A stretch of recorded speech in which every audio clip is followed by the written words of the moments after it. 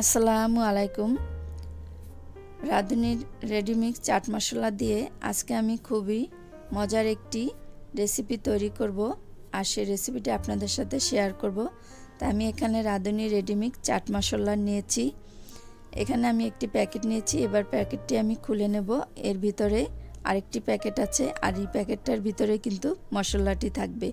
এখানে কিন্তু 50 গ্রাম পরিমাণ মশলা আছে আর এই মশলাটা দিয়ে চাইলে আপনি 3টি রেসিপি তৈরি করতে পারবেন। তাই আমি প্রথমে কাবলি ছোলার চাট তৈরি করব আজকে। তাই আমি এখানে 200 গ্রাম পরিমাণ কাবলি ছোলা নিয়েছি আর এর জন্য আমি 3টি আলু নিয়েছি। এবার এগুলো ভালো করে পরিষ্কার করে ধুয়ে এগুলো সেদ্ধ করে নেব। এবার কাবলি ছোলাগুলো ধুয়ে নিয়েছি। আর আপনাদের হাতে যদি সময় থাকে সেক্ষেত্রে কাবলি ছোলাগুলো আপনারা ভিজিয়ে নিতে পারেন। আমার হাতে সময় খুব কম ছিল তাই আমি এগুলো না ভিজিয়েই সেদ্ধ করে নেব। তবে সেদ্ধটা একটু ভালো করে করতে হবে।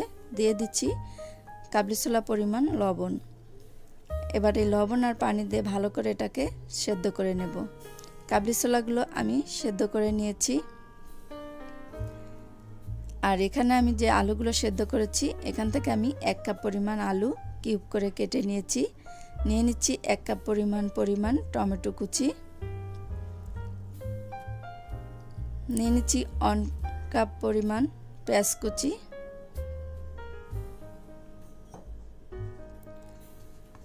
নিয়ে নিচ্ছি 1 কাপ পরিমাণ শসা কুচি।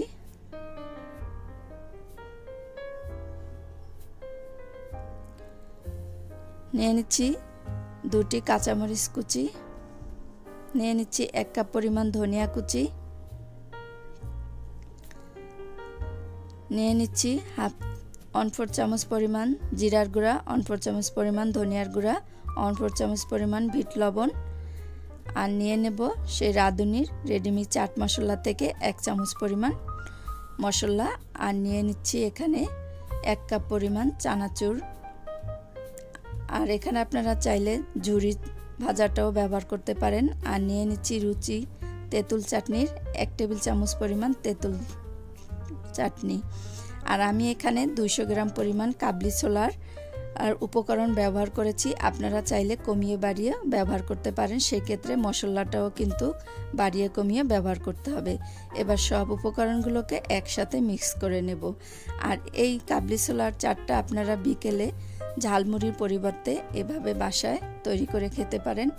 আর এই কাবলি ছোলাটাও তৈরি করে খেয়ে দেখবেন, খুবই মজার একটি খাবার। বিকেলে যে কেউ এটা খেতে পারেন, বিকেলের নাস্তার সাথে এটা ব্যবহার করতে পারেন। এটাকে এবার ভালো করে মিক্স করে নেব। তৈরি হয়ে গেল আজকে কাবলি ছোলার চাট। আর আশা করছি আপনাদের এই রেসিপিটি ভালো লেগেছে। ভালো লাগলে অবশ্যই ভিডিওটি লাইক, কমেন্ট ও শেয়ার করতে ভুলবেন না। যারা এখনও চ্যানেলটি সাবস্ক্রাইব করেননি অবশ্যই চ্যানেলটি সাবস্ক্রাইব করবেন। পাশে থাকা বেল আইকনটি টুন করে বাজিয়ে দেবেন। আর আজকের মতো এখানেই বিদায় নিচ্ছি। আসসালামু আলাইকুম।